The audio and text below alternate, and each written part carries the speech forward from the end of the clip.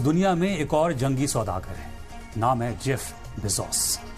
Amazon के मालिक Jeff Bezos का फायदा बारूद से नहीं बल्कि डेटा और क्लाउड से जुड़ा है। जेफ बेजोस जंग की सौदागरी मैदान में नहीं करते, वो सर्वर रूम और डेटा सेंटर्स में बैठकर जंग कंट्रोल करते हैं। यहीं से शुरू होता है अमेज़न की कंपनी AWS यानी अमेज़न वेब सर्विसेज का खेल। अमेरिकी पेंटागन ने AWS को JWCC यानी joint war fighting cloud capability नाम का बड़ा कॉन्ट्रैक्ट दिया है।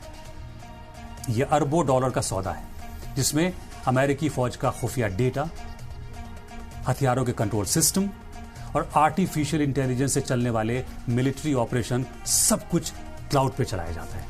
लेकिन जेफ बेजोस जंग यही खत्म नहीं होती।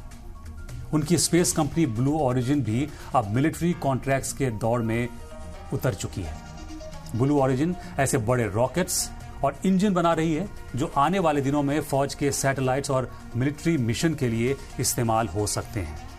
और अगर जंग के मैदान में राशन और लॉजिस्टिक्स की बात करें तो अमेज़न का दुनिया भर में फैला डिलीवरी नेटवर्क भी एक बड़ा मॉडल बन चुका है।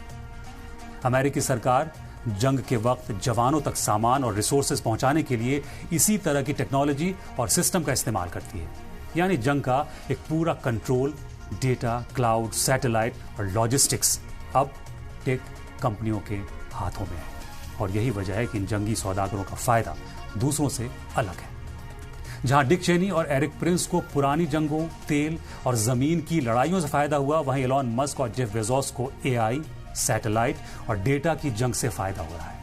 यानी जंग के फैसले अब सिर्फ जनरल्स तय नहीं करते, जंग का फैसला डेटा बेचने वाला भी करता है।